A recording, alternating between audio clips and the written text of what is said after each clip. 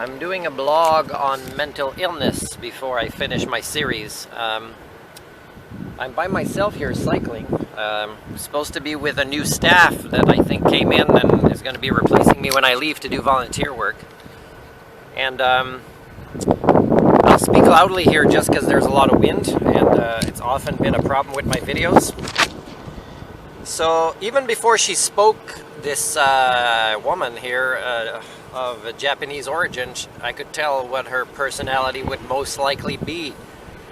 You know, and often I reference it to people that have similar patterns of reactions or behaviors.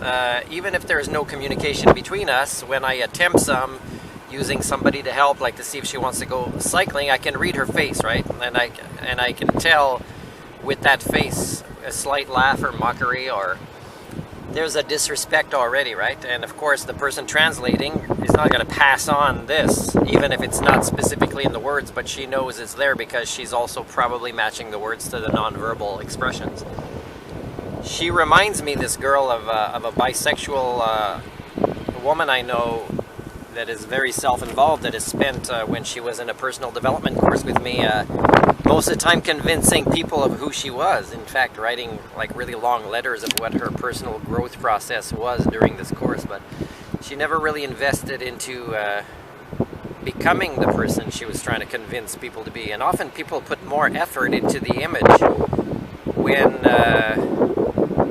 you know, acting like Captain America is not that hard, you know, being the good guy, and it gets easier with practice. So life skills are also a series of behaviors that there aren't too many of, so it's very, you know, manageable for humans to learn this, except and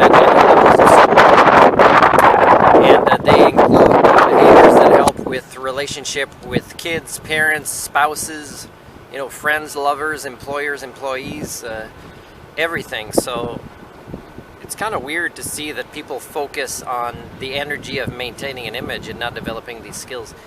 Anyway, this girl wanted to go to the mall, and she kept assuming I didn't know how to ride a bicycle, although I'm much better than her, and I tried to help her with things, but so she could, you know, adjust the seat at the right height for her, or you know, she's very little observation skills, and she used her phone once to you know, to just find out where I wanted to go or for how long. But, you know, when she took me in the store, she doesn't have any money, so she wanted to do a window shopping. Well, her window shopping wouldn't stop. And it got to the point that I just wanted to sit and wait for her instead of walking in the store. And she was quite happy to get me to sit, you know, like a dog for her. And I could tell, you know, the self-involved type of her personality was very advanced. At some point, she changed floors and is on a different floor, sitting down, doing stuff on her phone. This is after I've been waiting a good 15 minutes. And she probably walked behind me, saw I was there, coming out of the store, and sitting back to her on the bench, and she went to do other things. And for her, this is totally okay. And for her, if I'm not wise to it, then she would not have done me wrong in any way, right? And of course, she doesn't want to find out if she did me any wrong by trying to use her phone again. The only thing she wanted to know with her phone, because I answered it and she kind of asked the same question again, is how long I would want to go for. So I took a picture of her from far away. She thought I couldn't see, but I have very good observation skills, more than people realize, and they don't realize the things I can learn about them, even in short evaluations of the nonverbals.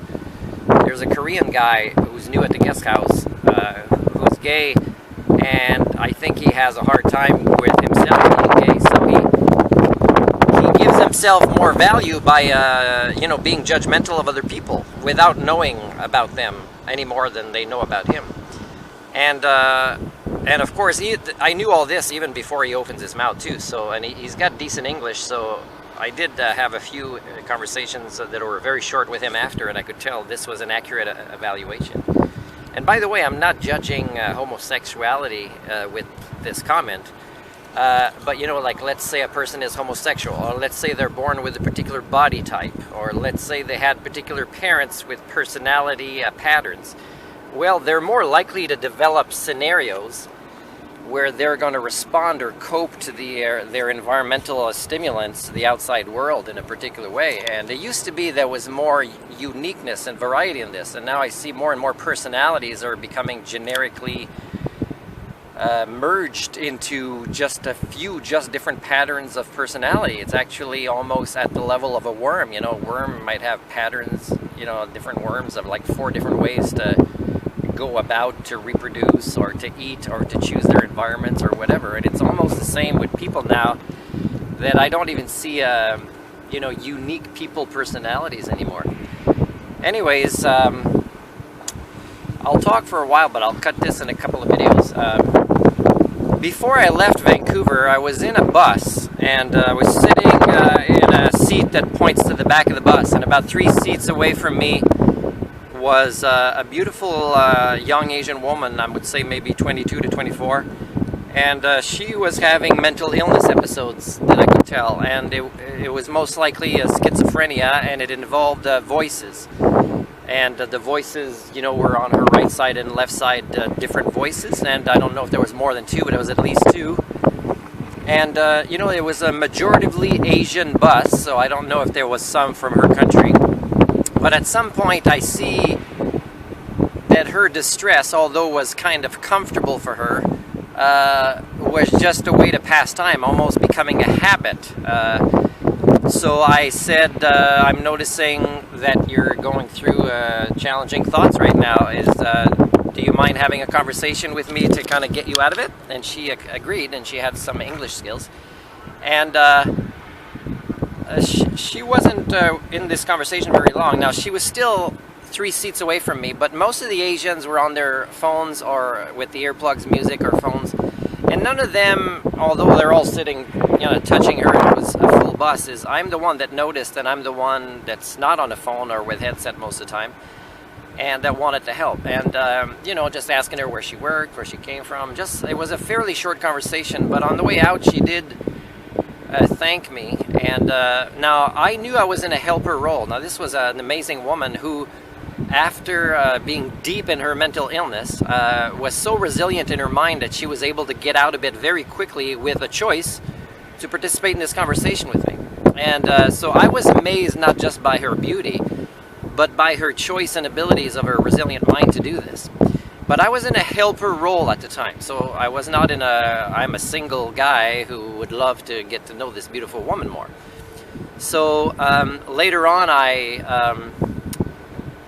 I started regretting that I didn't make an effort to give her my email or something like that, when I think it's the right thing to do. But I was saying, did I advocate for myself enough? What if this lady with schizophrenia had more likelihood, you know, becoming a committed partner in a romantic relationship with the doctor of humanics, to become a like-minded, you know, after healing the mental illness, such as I did with Hamper Sandy, the Japanese macaque, it's hard to say, monkey, is after the 3rd month I had finished healing the monkey of her mental illness. You know, very similar minds in primates in this way. To you know, to heal them is often just consistent human care and concern, you know. And this was a catchphrase with the life skills coach, a teacher that I had, and for me it was always a catchphrase that was significant, because it involves something the helper must understand. You can't just be paid and not care. You got to care. And I do a lot of my caring like this, helping people for free,